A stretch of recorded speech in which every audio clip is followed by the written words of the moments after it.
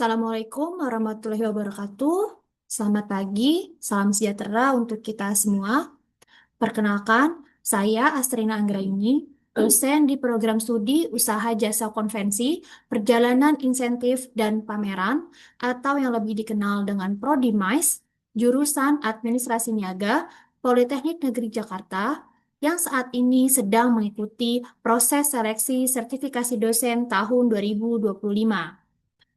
Melalui video ini, saya akan menyampaikan pernyataan diri dalam unjuk kerja Tridharma Perguruan Tinggi, khususnya bidang pengajaran. Dalam semester ini, saya mengampu mata kuliah Manajemen Keuangan dengan bobot 2 SKS. Mata kuliah ini mempelajari tentang konsep dan peran manajemen keuangan dalam usaha jasa event, pengelolaan keuangan event, implikasi keuangan dan perencanaan event, dan merancang strategi pengelolaan keuangan event. Capaian pembelajaran mata kuliah yaitu mahasiswa mampu mengelola keuangan kegiatan event, menganalisis implikasi keuangan dari perencanaan event, dan merancang strategi pengelolaan keuangan event dengan komitmen etis serta menunjukkan sikap bertanggung jawab. Kemampuan akhir mahasiswa yang diharapkan dari mata kuliah ini adalah: satu, mahasiswa mampu menjelaskan peran manajemen keuangan dalam usaha jasa event. Kedua, mahasiswa mampu menghitung rasio keuangan dari laporan keuangan. Tiga, mahasiswa mampu menerapkan konsep nilai waktu uang dalam perencanaan keuangan. Keempat, mahasiswa mampu menggunakan metode analisis kelayakan investasi dalam perencanaan dan pengambilan keputusan proyek event bisnis. Kelima, mahasiswa mampu mengidentifikasi jenis-jenis biaya. Keenam, mahasiswa mampu menjelaskan implikasi dari berbagai struktur biaya. Ketujuh, mahasiswa mampu menghitung break-even point dalam anggaran biaya event. Kedelapan, mahasiswa mampu mengidentifikasi pengetahuan praktis tentang keputusan jangka pendek yang harus dibuat dan bagaimana data keuangan dapat mendukung keputusan tersebut. 9. Mahasiswa mampu menjelaskan penetapan harga dari perspektif finansial, ekonomi, dan pasar. 10. Mahasiswa mampu mengembangkan pengetahuan praktis tentang manajemen keuangan yang membantu perencanaan acara, operasi, pengendalian, dan pengukuran kinerja. 11. Mahasiswa mampu menyusun anggaran kas bisnis event dalam periode tertentu. Dan yang terakhir, mahasiswa mampu menyusun perencanaan, pengendalian, dan pengambilan keputusan berdasarkan informasi keuangan.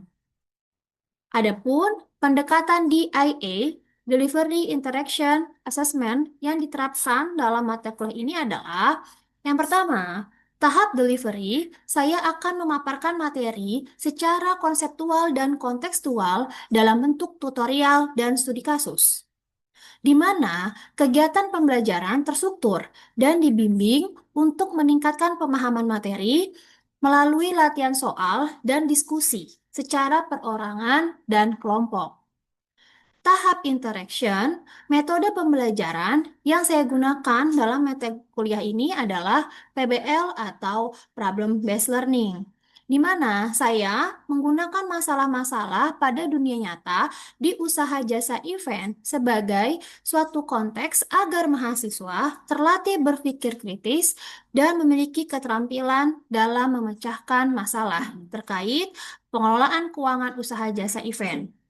Metode PBL yang diterapkan juga bertujuan agar membangun interaksi mahasiswa di dalam kelompok dalam menyelesaikan studi kasus. Yang terakhir, tahap assessment adalah bagaimana saya melakukan penilaian untuk mata kuliah ini selama 1 semester. Adapun untuk penilaian pada mata kuliah ini saya menerapkan beberapa komponen evaluasi, yaitu aktivitas partisipatif sebesar 20%, hasil proyek sebesar 40%, tugas 5%, kuis 5%, UTS 10%, dan UAS 20%.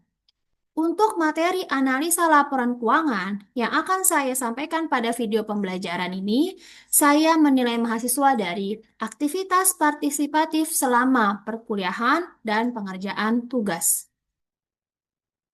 Untuk materi analisa laporan keuangan, indikator penilaian yang saya gunakan adalah: pertama, ketepatan dalam mengidentifikasi komponen dalam laporan keuangan. Kedua, ketepatan penjelasan jenis rasio keuangan. Ketiga, ketepatan menghitung rasio keuangan. Keempat, ketepatan menyimpulkan kondisi keuangan perusahaan berdasarkan keseluruhan rasio. Dan teknik penilaian yang saya gunakan adalah rubrik analitik. Berikut adalah cuplikan pengajaran saya dalam mata kuliah manajemen keuangan. Pertemuan kedua yaitu materi analisa laporan keuangan secara tatap maya melalui aplikasi Zoom Meeting. Bismillahirrahmanirrahim. Bismillahirrahmanirrahim. Assalamualaikum warahmatullahi wabarakatuh. Selamat pagi semuanya teman-teman mahasiswa dari kelas MAIS 4A. Ya, kita berjumpa lagi di pertemuan kedua pada mata kuliah manajemen keuangan. Di Zoom saat ini, kayak ada 3 mahasiswa yang ternyata belum join. Bisa dikonfirmasi. Ada info mungkin dari PJ-nya, Davina? Untuk Nindita berhalangan hadir karena ada acara di kampus, Bu. Surat rekomendasi juga sudah ada. Dan untuk Andino serta Naila juga izin ada acara di luar kampus. Suratnya juga udah terlampir di grup. Oke, ya terima kasih Davina. Oke, sebelum memulai perkuliahan, adakah dari salah satu mahasiswa yang bisa memimpin untuk berdoa terlebih dahulu? Baik, sebelum kita memulai perkuliahan pada siang kali ini, alangkah baiknya kita berdoa terlebih dahulu menurut agama dan kepercayaan masing-masing. Berdoa dimulai.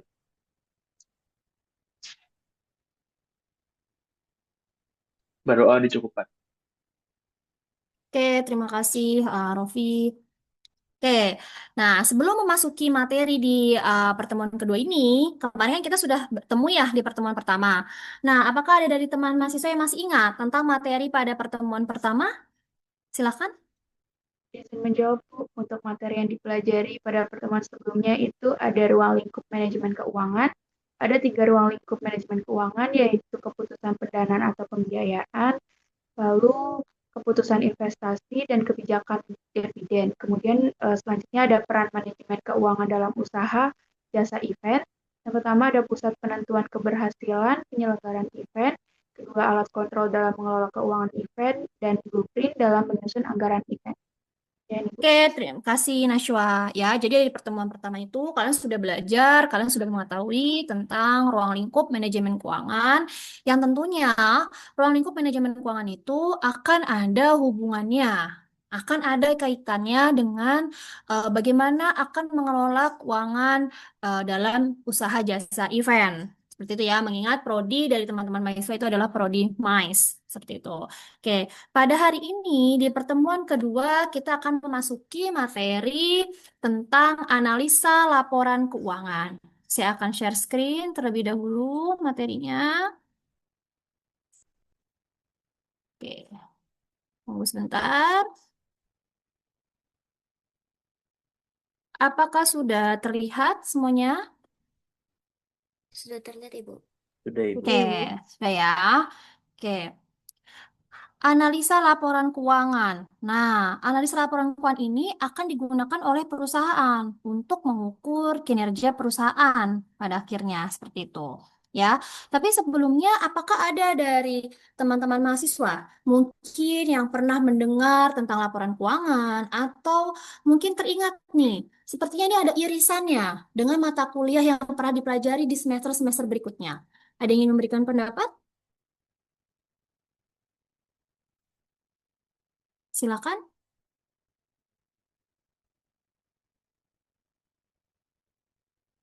Itu Tentang saya laporan izin. Kalau menurut keuangan. saya, laporan keuangan itu kayak ringkasan informasi keuangan suatu entitas, Ibu, atau perusahaan atau organisasi. Terus juga dalam periode waktu tertentu, biasanya laporan ini menyajikan informasi tentang posisi keuangan, kinerja, dan arus kas. Terus juga entitas tersebut digunakan sebagai dasar pengambilan keputusan oleh berbagai pihak, misalnya investor, kreditor, dan manajemen paling bos. Ya, ya, terima kasih Hanedian. Ya, jadi mungkin itu yang disampaikan Hanedian itu sudah tepat ya. Jadi laporan keuangan itu tentunya berisi tentang informasi-informasi keuangan, gitu ya. Oke, apa sebenarnya kemampuan akhir mahasiswa yang diharapkan ketika mahasiswa sudah mempelajari materi ini? Mahasiswa mampu menghitung rasio keuangan dari laporan keuangan, di mana rasio keuangan itu merupakan salah satu cara untuk menganalisis laporan keuangan. Namun, sebelum teman-teman mahasiswa mampu menghitung rasio keuangan, teman-teman mahasiswa harus terlebih dahulu dapat mengidentifikasi komponen-komponen penting yang ada di dalam laporan keuangan. Ya, kemudian bisa menjelaskan jenis-jenis rasio keuangan utama. Jadi rasio keuangan itu banyak, tapi ada beberapa rasio keuangan yang biasanya digunakan untuk kita menganalisis laporan keuangan. Hingga pada akhirnya, teman-teman mahasiswa bisa memberikan kesimpulan atau menafsirkan dari hasil perhitungan rasio keuangan itu, apa kesimpulannya? Apa strategi yang bisa dilakukan oleh perusahaan untuk di kedepannya nanti. Seperti itu. Ya, oke. Seperti tadi yang sudah disampaikan oleh Hanidean, ya. Jadi laporan keuangan ini berisi informasi keuangan. Seperti itu, ya. Nah, laporan keuangan ini sebenarnya proses output dari seorang akuntan. Jadi ketika seorang akuntan mencatat pencatatan gitu ya di laporan keuangan, lalu disahkan atau bagian dari divisi keuangan itu harus membaca laporan keuangan itu ya untuk akhirnya diterjemahkan atau ditafsirkan sebagai strategi bisnis untuk di tahun berikutnya ya. Oke.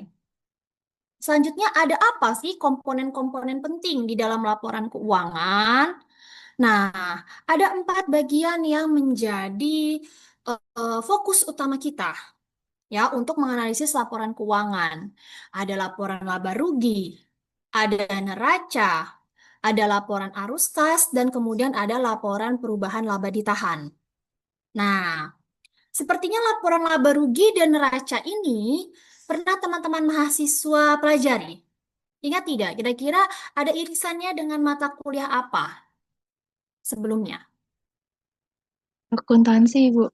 Ya, benar ya. Jadi ada irisannya ini di mata kuliah akuntansi ya untuk laporan laba rugi dan neraca. Ya, laporan laba rugi itu istilahnya adalah income statement itu berisi apa? Ya, berarti nanti di sini ada berisi pendapatan.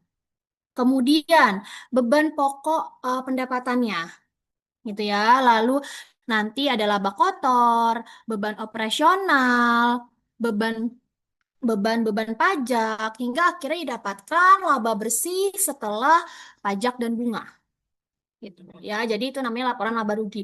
Mungkin tidak di laporan laba rugi itu ternyata tercatat perusahaannya mengalami kerugian. Mungkin saja. Apalagi kita mengingat di industri jasa event, ya seperti kemarin ada pandemi gitu ya, itu pasti kebanyakan hampir mayoritas gitu ya seluruh perusahaan atau industri jasa event itu mengalami kerugian di tahun 2020. Baru mulai akan pulih di tahun 2021, 2022 dan seterusnya. Oke ya. Lalu kalau di neraca atau istilahnya balance sheet ini sih isinya ada apa aja? Ada aset, liabilitas, dan ekuitas. Seperti itu ya. Untuk laporan ada nanti mencatat arus kas keluar dan arus kas masuk sama satu periode tertentu. Nah, ini mencatat 3 aktivitas utama. Ada aktivitas operasi, aktivitas investasi, dan aktivitas pendanaan atau pembiayaan. Itu ya. Sedangkan kalau laporan laba perubahan laba ditahan ini berisi saldo awal laba ditahannya itu berapa, lalu apakah ada laba atau rugi, kemudian dikurangi dengan dividen, lalu nanti akhirnya akan didapatkan saldo akhir laba ditahan. Seperti itu. Ya. Oke, saya akan next ke rasio keuangan. ada sekitar 5 rasio yang akan digunakan untuk menganalisis laporan keuangan.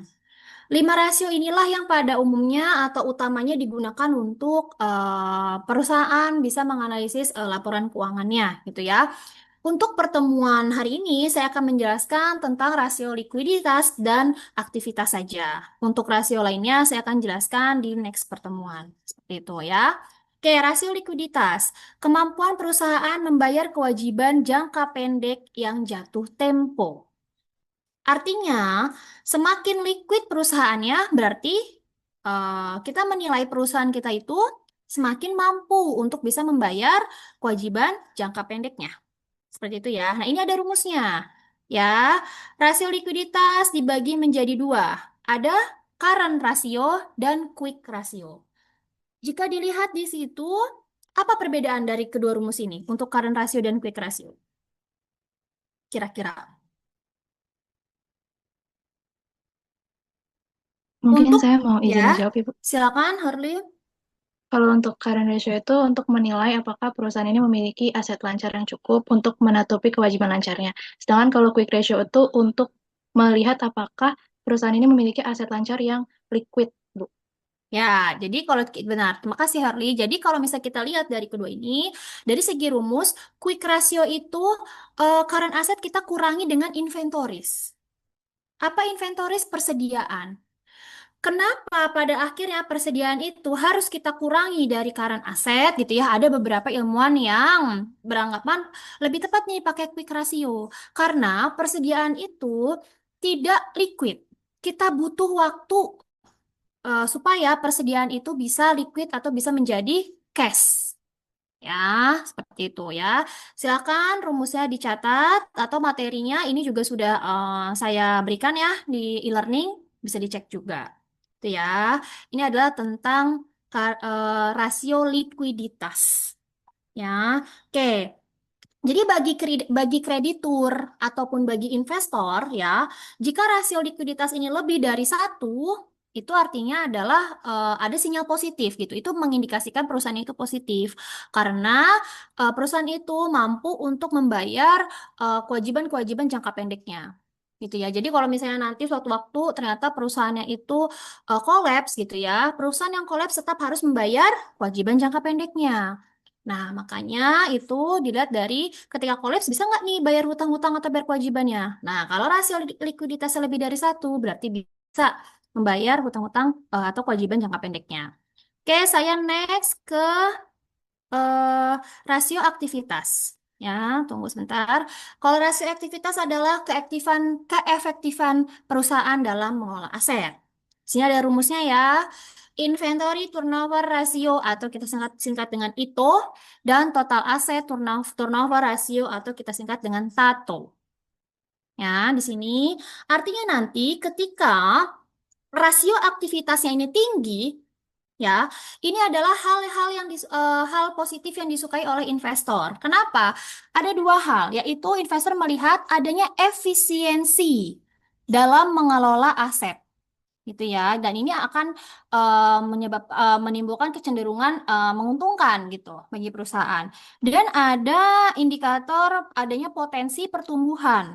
Jadi ketika efisiensi operasional dapat mengarah pada pertumbuhan pendapatan dan laba yang lebih tinggi jika kita lihat dari aktivitasnya, rasio aktivitasnya. Oke, teman-teman mahasiswa bisa mencatat rumusnya. Nah, silakan. Oke, selanjutnya setelah dicatat rumusnya, teman-teman mahasiswa bisa mengecek di e-learning.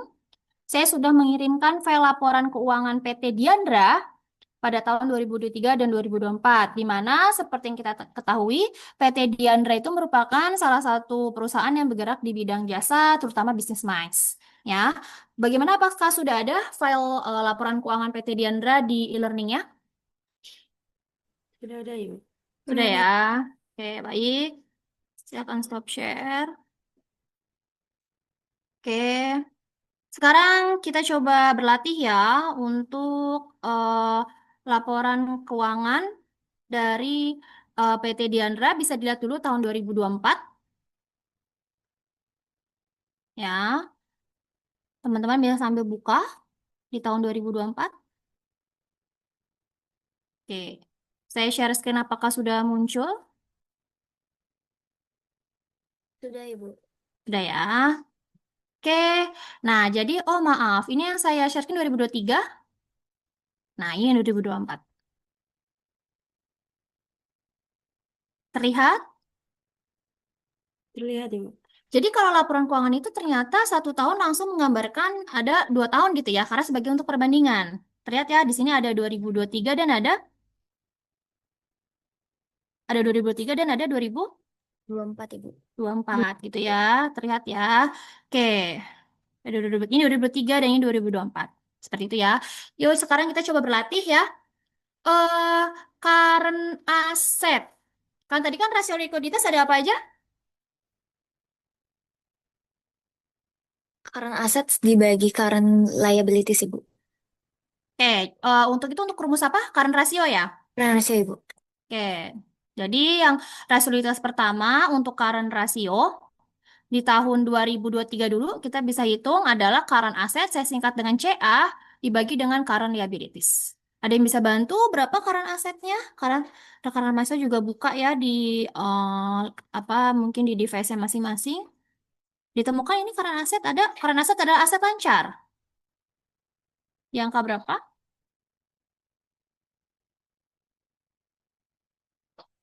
2023 ini ya berapa? 52.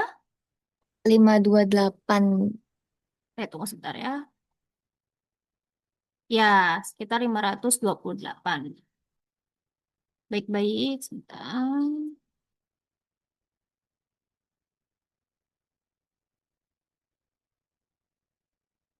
Oke, di angka 528. Siapa ini yang bisa bantu saya di current asset 2023 untuk menghitung? Bisa disebutkan namanya? Saya, Ibu. Nama Nandra ya. Ibu. Oke, Nandra. 528 754 835 835 702. 702. Dibagi dengan current liabilities-nya berapa, Nandra? 450, Ya, 372, ya, 374, ya. 577, Ibu.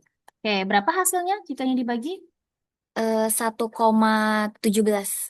Oke, sekarang yang current ratio 2024. Current ratio ya, current aset dibagi current liabilities untuk 2024 berapa? Ini aset 500, lancar, ya, ini baik, Ibu. 549, 530, 386, 245, dibagi. dibagi 395, 475, 016, 117, Ibu. Oke, berapa hasilnya? 1,38. Oke, terima kasih Nandra.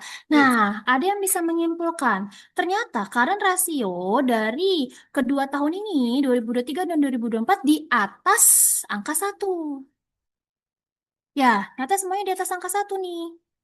Gitu ya, current rasionya di atas angka 1. Ada yang bisa memberikan kesimpulan. Artinya apa ini?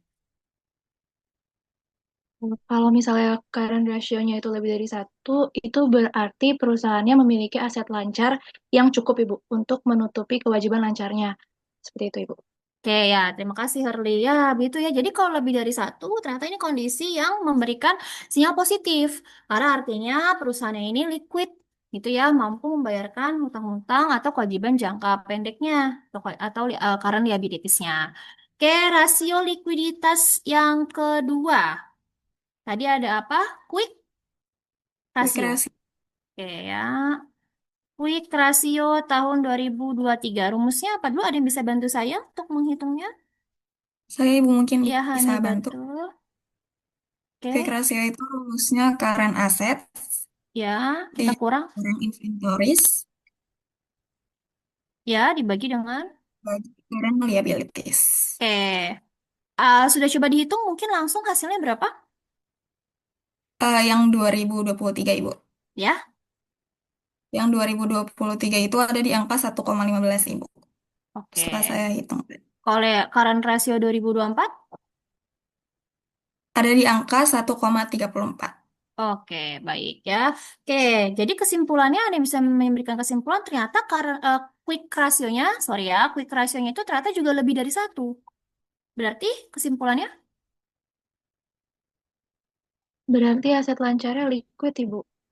ya, jadi ini kondisi perusahaannya juga ternyata liquid gitu ya, walaupun dikurangin dengan inventoris gitu ya, ternyata tetap akan lebih dari 1. Oke, selanjutnya adalah rasio aktivitas. Nah, untuk rasio aktivitas, saya minta teman-teman mahasiswa mencoba menghitung terlebih dahulu. Ya, secara mandiri ya, saya berikan tugas untuk itu, hitung dulu untuk rasio aktivitas ya.